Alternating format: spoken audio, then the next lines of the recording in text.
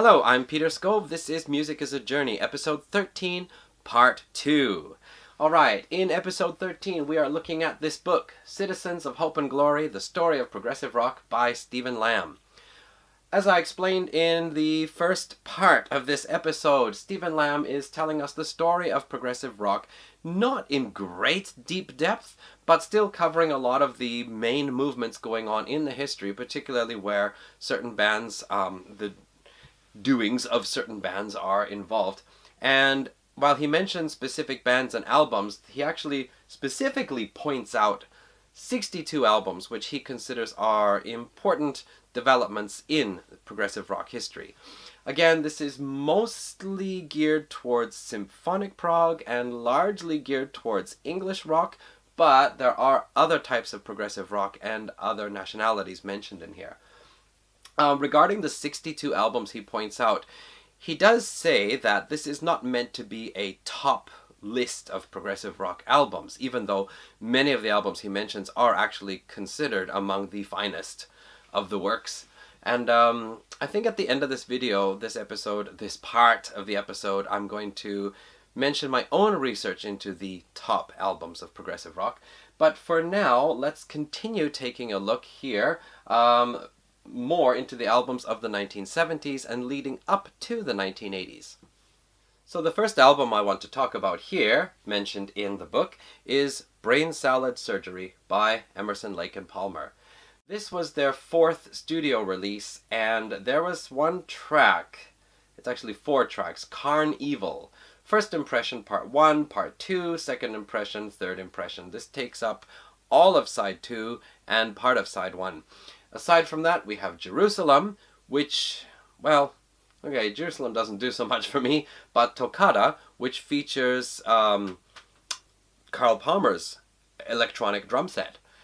The electronic drum set, at this point in the game, it's not like they are in the 80s. I'm not particularly fond of the 80s ones, but this here, when he's doing the electronic drum set drum solo, it does sound a little bit like the Daleks having a rave party. But nevertheless, an interesting track. Still You Turn Me On, a Greg Lake track. Actually really like that one. Very cool. Benny the Bouncer, they always have to do something a little bit funny or silly on their albums. But basically, it is more of this very energetic, complex, and sometimes quite assertive, almost aggressive type of progressive rock. Very much focused on keyboards, drums. Lots of interesting stuff. This is, of course, also the album that gave us Welcome Back, My Friends, to the Show That Never Ends, which was used, The Show That Never Ends, as a title of a book about progressive rock a couple of years back. So, next up, Tales from Topographic Oceans by Yes. This was the big production number. After the success of Close to the Edge and the sidelong epic title track, Steve Howe and John Anderson decided, let's make a double album. Let's have each side of the album one track. So we're just going to have 4 long tracks. Wow, sounds very ambitious. And do you think they could pull it off? Some people regard this very highly as a brilliant piece of work of progressive rock. Other people say there's a lot of good stuff on here, but it is a bit bloated and there are sections that are stretched. Like, they committed themselves to 4 roughly 20-minute long tracks, and they're really trying to fill it up with interesting stuff. My take, the first track, The Revealing Science of God, I like it. I think it's maybe my second favorite epic track of Yes, next to Close to the Edge. For me, lots of interesting stuff, very well developed, reoccurring musical themes that have some changes to them, great playing, and love Rick Wakeman's solo near the end. The Remembering, High the Memory, yeah.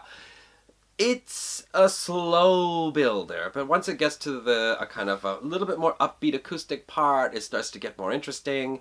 You know that they were building up for it all this time, and then they get into the relayer part, and wow, it's great. And so I still think it's good.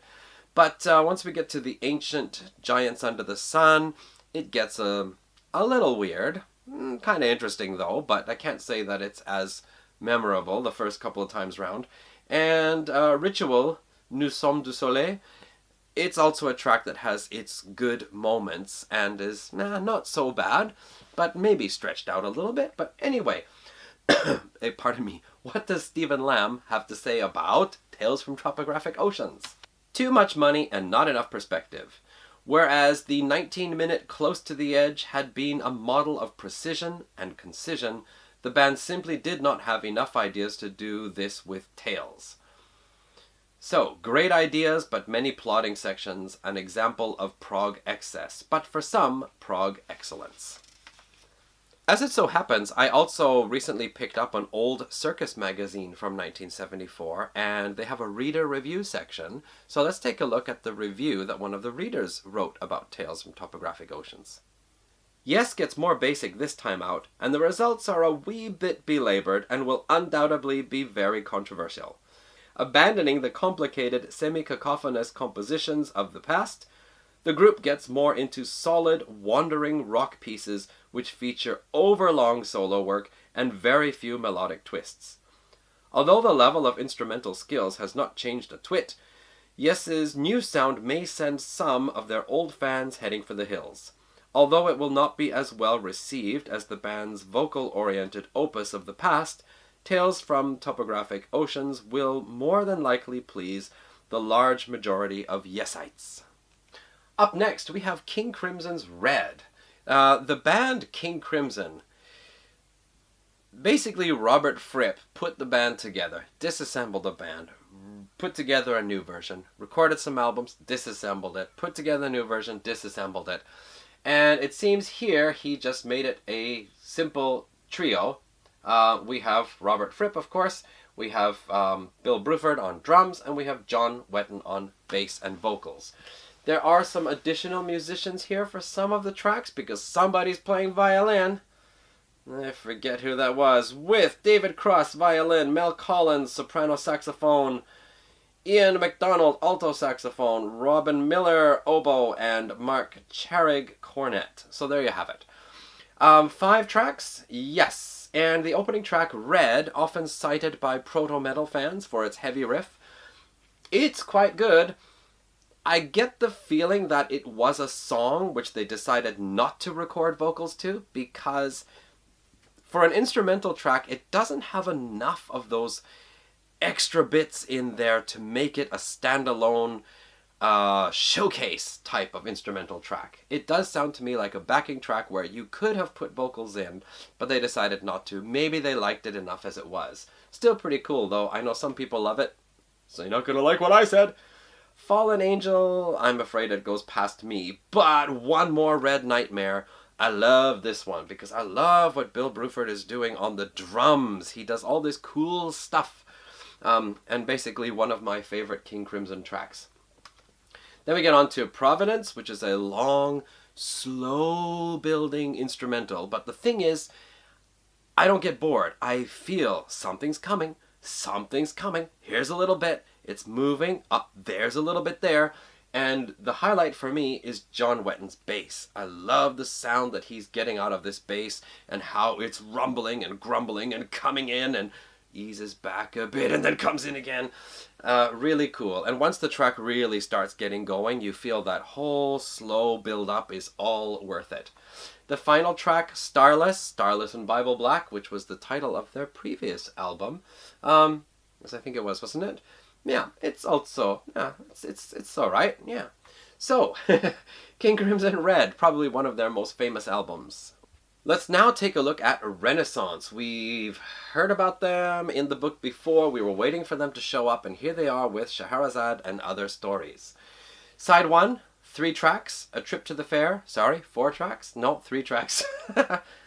Oh, I see, because I'm looking at disc 1 and disc 2. Yeah, side 1, A Trip to the Fair, The Vultures Fly High, Ocean Gypsy. Trip to the Fair is very typical Renaissance. They have all this exciting introduction with the piano basically as the main instrument, and then the drums and the bass coming in. Guitar not so prominent. And then they go into the song and Annie Haslam's beautiful singing. Great example of Renaissance music. Vultures Fly High, also good. I'm afraid it doesn't stick with me so well, though. I've forgotten it again. And then we have Ocean Gypsy, which I know because Blackmore's Night covered Ocean Gypsy, and I actually heard that version first before I heard this one. Then all of side 2 is the Song of Scheherazade, which is in several parts, and here they bring in an orchestra, and I really like how the orchestra is used, because I feel this is like Deep Purple's concerto for group and orchestra. It is written with each instrument in mind. Everyone is contributing somehow. Sometimes you get the orchestra as a kind of background support for the band, and sometimes you get the orchestra taking over for the band. Here, every instrument seems to be written in, and it's really quite good. As for the whole track and the story, I sometimes wander off in the mind and I don't follow everything.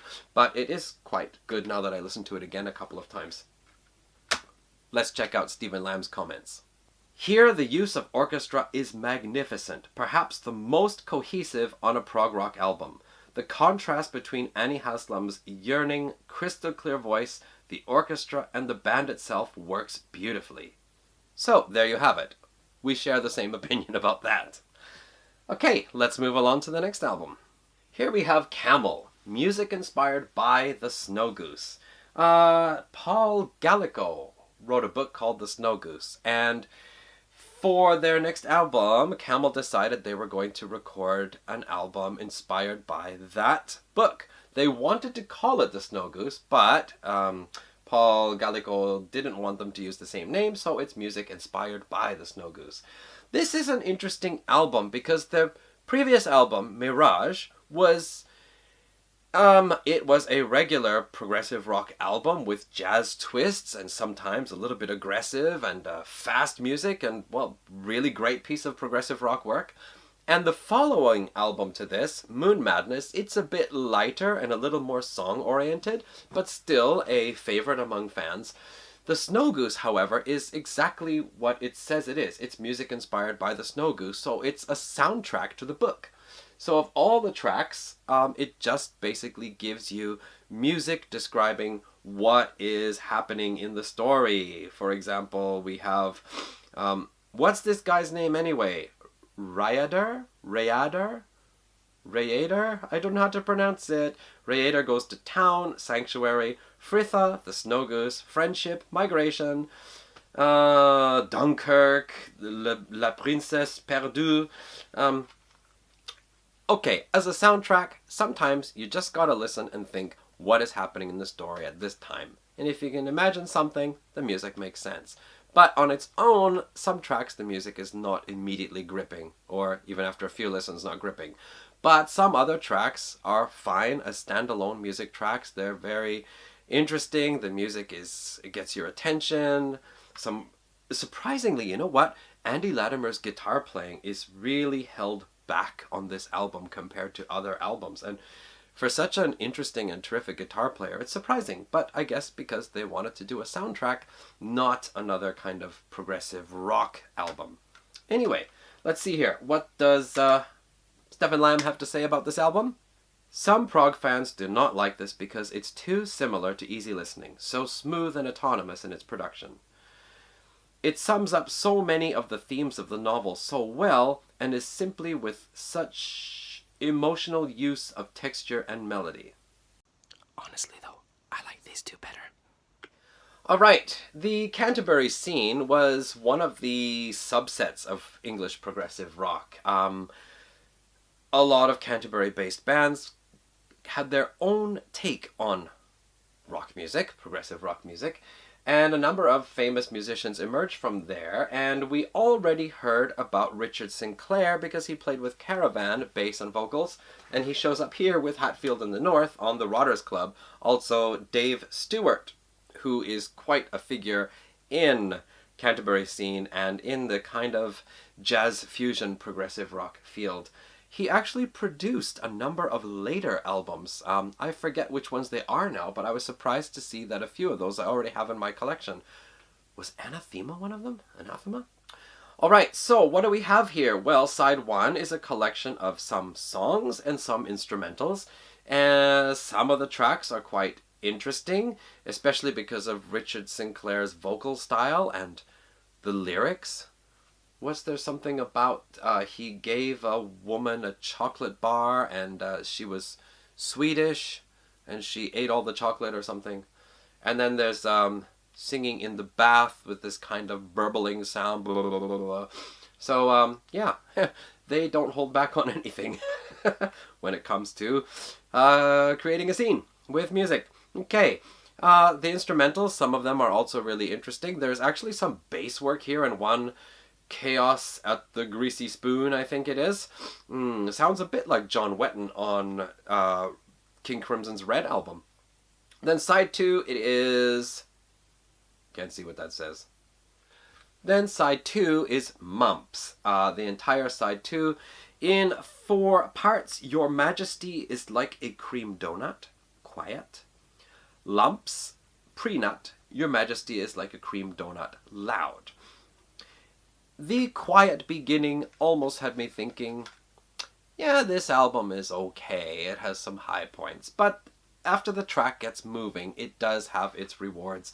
And in the end, I probably never would have bought this if it hadn't been for the fact that I wanted to check out more albums mentioned in this book, many of which I already had or was interested in. So I brought this one home and yeah, it was worth the purchase.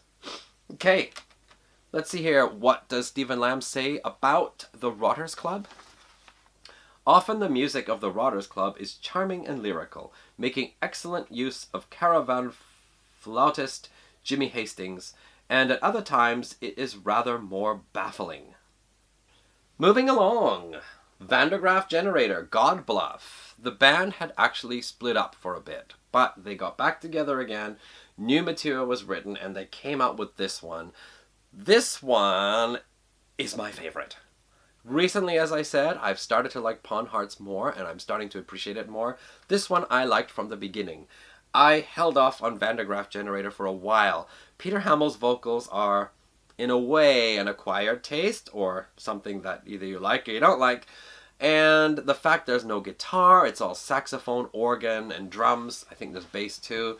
I wasn't really sure what to make of it, but this one got me. It got me because it has a lot of aggressive music, and similar to Pawn Hearts, there is this almost underlying feeling of angst. It's almost like a punk rock angst with heavy metal, but put in with saxophone and organ. And very theatrical vocal style. Yeah, especially... where is it here? The Sleepwalkers, the last one. Really cool. I just love some of the parts of that. But other tracks too, Scorched Earth and Arrow, love those as well. Yes, quite good. Disappointingly, there was some extra material from this which ended up on the next album, Still Life. It hasn't done anything for me. I don't remember anything from Still Life. I should probably listen to it again. Alright, in 1975 or so, the members of Yes decided to do some solo albums. Was it 75, 76, something like that? And everyone went off to do some solo work. And John Anderson really did some solo work, because he basically plays everything on this album. This is Elias of Sun Hilo. It is a kind of fantasy story. We have this like flying ship, like a wooden ship with wings flying through space. He basically focused... John Anderson is an excellent composer, has brilliant ideas. As a vocalist, he's quite good. He can play acoustic guitar a bit, but he's not particularly known as a musician. However, he can play acoustic guitar, he can play keyboards, and just a bunch of also hand percussion and so on. Put all those things together. He did everything within his capacity and created a really interesting, beautiful album. It's quite incredible. And previously, I think it was in episode 10, we talked about Johannes Lully and his album Tales from Sheepfather's Grove. Also very much like this, where Johannes Lully, who is not a drummer, brought in hand percussion. He is a guitarist, so he did the guitars, bass, he did keyboards, hand percussion, and then just had a guest doing concert harp. And the music is quite similar to this, both very beautiful albums. My first listen to this, I wasn't immediately impressed, because the production sounded a little bit flat to me, but when I listened to it again the other night, actually, I quite liked it, so nice. What does Stephen Lambe say? Let's check our notes. This is a clever piece of work. Just when an instrumental section might be about to overstay its welcome, the mood changes to a slightly more conventional song format. Many people might like this one because it is not as spiritual as his later output. All right, John Anderson, Elias of Sun Hillow. You go over here, buddy. Now we get on to a rather interesting one. The Enid, I think it's Robert Godfrey, isn't it? Robert Godfrey. So Robert Godfrey put together a band, and this is similar again, concerto for group and orchestra. It is combining an orchestra with rock band, and again, parts are written for each of the instruments. Robert Godfrey also does piano, very great piano work, and so what we have here is a very dramatic album, and I believe all the songs are based on cards of the tarot. So we have Fool, The Falling Tower, Death, The Reaper, The Lovers, The Devil, The Sun, The Last Judgment, and In the Region of the Summer Stars? I don't know that card, but anyway. It was originally meant to be a vocal album. However, the singer that they had for the job tragically committed suicide, and so they basically had to rearrange all the pieces and make it an instrumental album. There is later, this original version disappeared, and they re-recorded it, I think, in 1984, but the original surfaced later, and that's what I have, the 1976 recording here. All right, the Enid. What does Stephen Lambe say? The Enid's debut sums up the band beautifully, combining convincing and powerful classical pastiches with more conventional progressive rock pieces. Kit drums and guitars are prominent. Here's where the book jumps across the ocean to the US to see what was happening in North America. In the 70s, progressive rock was not a big thing in North America. Okay, I'm going to put in it was in Quebec. There's going to be a future episode about that. But aside from Quebec, it wasn't so huge in North America. And there's some interesting notes that Stephen Lambe points out. The thing was that in England, progressive rock was meant to be a new take on rock, where we're going to take the whole blues-based thing, toss it out the window, and we're going to focus more on a classical background and put that into the music. He points out that in North America, or the US anyway, they said, well, blues-based music is fine, and classical-based progressive rock is cool too, so we're just going to put it all together and make it work. So you had some bands that incorporated progressive rock approaches to their existing barroom rock, blues-based rock music, and then you had other bands that just went way out. And one of those is Yes de Urfa. This is Sacred Baboon. This album is just wild and crazy and lots of fun. It is basically like Yes meets Gentle Giant with a little bit of Griffin and then just put on speed. It's incredible. There's just so many stops and starts and quick turns and sudden changes in the music. It sometimes gets really frantic. It's crazy stuff. Song titles are weird too. Give 'em some Rawhide Chewies is track 1. My doggy told me I had doggy breath. Flow charts aren't my bag. And so on. 3, 4, almost 6, yeah. These are the song titles. But the music is really special. The vocalist, not sure what his name is right now, not really strong, but because the music is so zany and so clever, it's fine. Very neat album to listen to. Yes de Urfa, Sacred Baboon. Stephen Lambe says, musically, this is frenetic, complex stuff, full of varied and eclectic instrumentation, with the band's unison playing particularly effective. Thinking about North American prog, or American prog, one of the most prominent bands of the 70s has to be Kansas. And while Stephen Lambe points out that any of their albums is a fine example of their work, he chooses The Point of No Return. This was interesting for me because I can remember as a kid going to Kmart. I think it was Kmart, kind of a department department store, anyway, kind of like that. And I remember the food court was near the music section, and I remember this album cover. And it really caught my attention as a kid, because you see this ship is going over this eternal horizon with this black sun down here, and it just makes you wonder what's beyond there. So yeah, it captured my attention, along with the Ted Nugent album where it looks like the guitar is like a shotgun. I forget what that one's called. That one also caught my attention. Okay, so Kansas, yeah, we are talking about sometimes more straightforward rockers with a bit of complexity, and also fantastic elaborate pieces. Good use of piano, acoustic guitar, and violin. They have a violinist in the band who plays along. At first I thought, oh great, it's going to be southern country fiddling. But no, very nicely done. Good classical feel to a lot of the piano playing. Great tracks on here. Hopelessly Human. Geez, I don't remember all of them now. The Spider, it really sounds like ELP. And of course, Dust in the Wind, the big famous single from that, is on here. What does Stephen Lambe say about Kansas? The band is not trying to say that it is a prog band, being forced to play southern rock. Kansas play like they mean all of it. There was no particular sense that progressive rock was art, or at least no more than any other genre of music people were listening to. It was just rock music. So there we have it. Rock music. Just rock music. But with that complexity that we expect from progressive rock. I just noticed the sun has gone down. We were losing light. I had to adjust the camera settings. It was getting darker and darker. Sorry about that. Okay, we're going to move on to Pink Floyd's Animals. Now, Pink Floyd are mentioned in the book for Dark Side of the Moon and Metal, but this is the first album to be featured with a kind of separate review.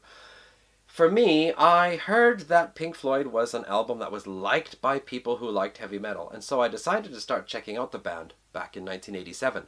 And while some of their older songs were actually heavier, particularly like the Nile song, or some of the songs from Obscured by Clouds and Metal, this album here was less heavy, but just had this kind of continuous edge through a lot of the tracks.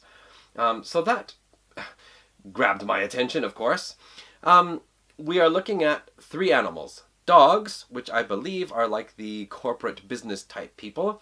Pigs, I think that's more of the political type people, politicians, and sheep, which are just the kind of average person, I guess, the average workers following the crowd. Anyway, based on George Orwell's Animal House book.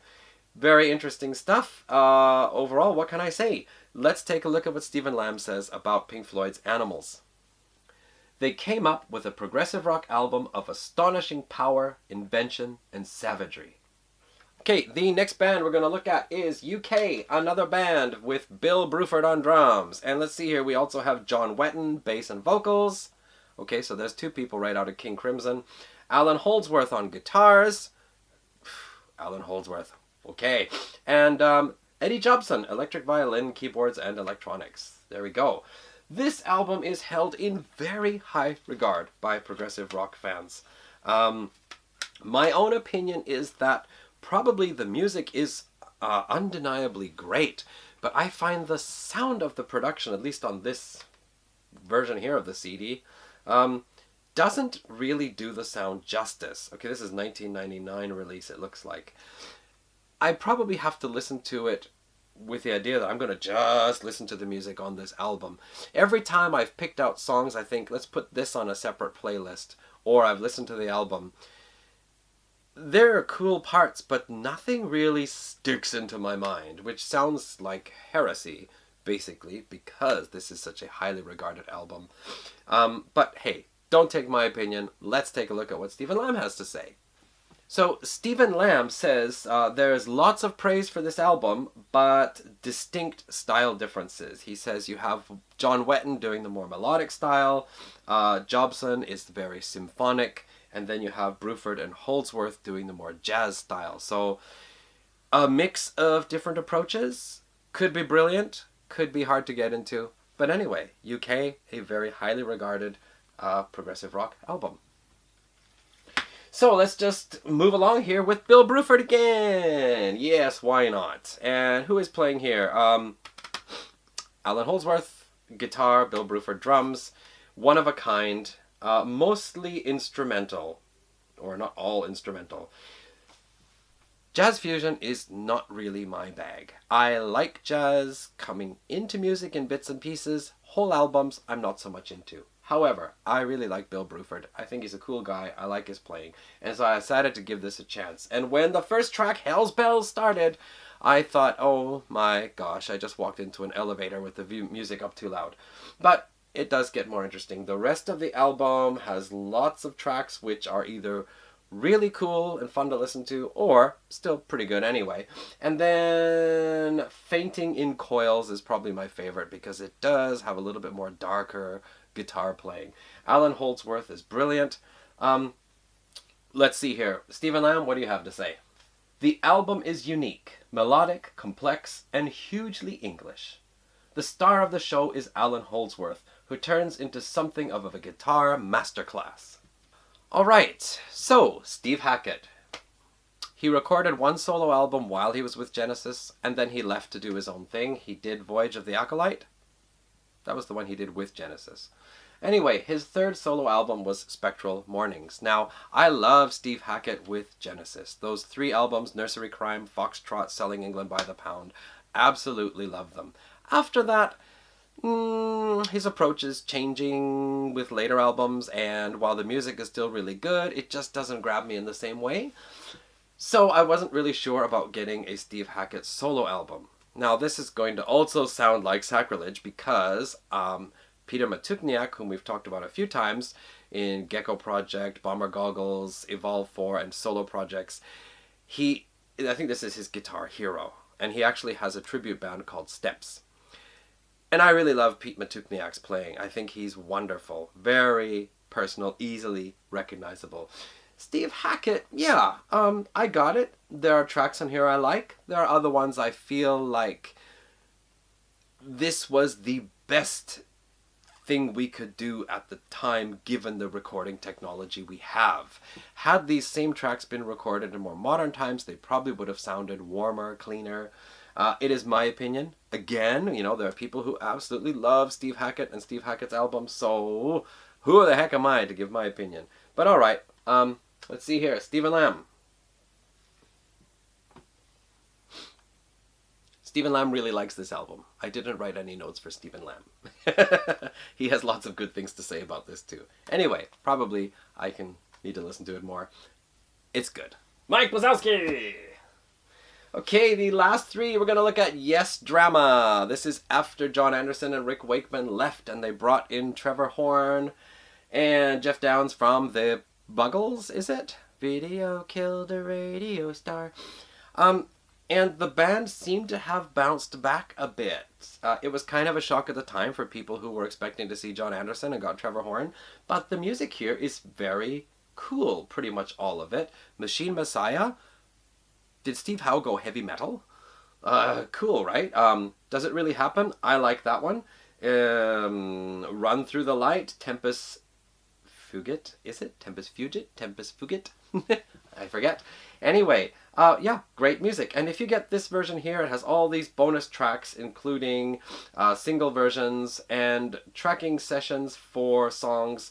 Plus, I think some of the recordings that were done before John Anderson left, or it was in the interim before they got the Buggles dudes in. Anyway, there we go. Yes Drama. Stephen Lambe, built around 3 epics, Machine Messiah, Into the Lens, and Tempest Fugit, if I got that pronounced correctly. The music itself is superb. The 3 existing members sound rejuvenated and on top form, with Howe in particular at the top of his game. It is also the best recorded Yes album since Relayer. 2 last albums to feature, back with King Crimson again. This is King Crimson stepping into the 80s. Bill Bruford returns, this time Tony Levin playing bass and Chapman stick, I think, and also Andrew Bellew, is it? From Talking Heads is in here. Very interesting album. Again, this is not an album I would normally have picked out on my own, but really cool. It does sound 80s, but with that King Crimson twist that gives it its own originality. Quite like it, actually. Very interesting to listen to when I'm in the mood. Let's see here. Stephen Lambe, a masterwork. Okay, that's it. It's a masterwork. It's King Crimson, completely reinvented, highest quality songwriting. Brilliant album. Love it. Okay, one more album to talk about here at the end. We are at Rush, Moving Pictures. Now, of course, we talked about North American progressive rock of the 70s. Rush is one of those top bands that should have been mentioned. Not really covered, but here they show up with Moving Pictures, probably Rush's best known album. This is when their progressive rock days had been scaled back. They were going for more shorter tunes, but still the same high level of musicianship and complexity in the songwriting. First 5 tracks, all of them really brilliant. Tom Sawyer, which is actually interesting because the very first rock cassette I ever bought was a compilation called Rock 82. Various artists from around that time, Pat Benatar, Hall & Oates, REO Speedwagon, 38 Special, and also Rush with Tom Sawyer. So right from the beginning I was introduced to them. But I never really got into Rush until many years later. Anyway, Tom Sawyer, Red Barchetta, YYZ, one of Rush's best known instrumentals, probably next to La Via Strangiato from Hemispheres, and Limelight on side 1, and then side 2, The Camera Eye, one of Rush's last long tracks, the last track over 10 minutes, also really brilliant stuff. Witch Hunt, Vital Signs, kind of interesting, but the first 5 tracks are absolute killer. Okay, any comments from Stephen Lambe? Moving Pictures represents the high watermark of the band's creative surge. It also reveals new sophistication. The music was precise yet sophisticated, concise yet inventive. Okay, so that brings us up to 1981. And so here is where I'm going to tell you about the top albums in progressive rock. So when I was really getting into progressive rock, I used the Prog Rock Archive's top 100 progressive rock albums of all time as a kind of guide. And as I progressed in my exploration, I found that I was getting more and more of the top 20 albums. Not all of them, there are some I probably still won't get. But it was interesting to see that how my curiosity expanded the boundaries of my taste in music, and I got to know about a lot of stuff thanks to that list. However, I began to wonder, this is not the definitive list. This is just the list based on the votes of all the collaborators, members, reviewers compiled. So what might be some of the top albums if we look at other lists? And so what I did was I checked over 7 different lists of the top progressive rock albums. And I found it kind of curious because you would see Pink Floyd would be at the top of a lot of lists and then just not mentioned at all on another list. Or Jethro Tull's Aqualung would be in the top 20 or 30 of many lists, but number 96 on another list. So what I did was to write down the ranking of all the albums that consistently placed near the top, and then I chose the top 5 rankings for each of those albums. That way Pink Floyd's 0 could be eliminated from the equation. Top 5 rankings, and then added them up and divided by 5 and came up with an average ranking. And so here are the albums that consistently placed near the top of the progressive rock albums. We're going to start with, let's see here, the average ranking of 2.8 goes to King Crimson, In the Court of the Crimson King, and Yes, Close to the Edge. Both albums tied based on those 7 lists I consulted. Third place, or the second place I should say, Selling England by the Pound, an average of 3.4. Thick as a Brick, Jethro Tull, average of 3.8. Pink Floyd's Dark Side of the Moon, average of 5.2. Genesis, Foxtrot, average of 9.6. King Crimson's Red, an average of 11.4. Moving along, Pink Floyd's Animals, we just talked about, average of 12.2. Yes is Fragile, an average of 12.4. Rush, Moving Pictures, an average of 13.4. Pawn Hearts by Vannegraaff Generator, an average of 15.8. King Crimson's Lark's Tongues in Aspic, an average of 16.8. Pink Floyd's Wish You Were Here, an average of 18.6. Genesis, Nursery Crime, average of 22.8.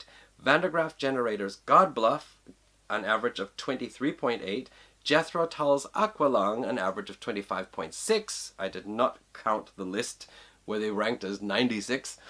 And Genesis, Lamb Lies Down on Broadway, an average of 26.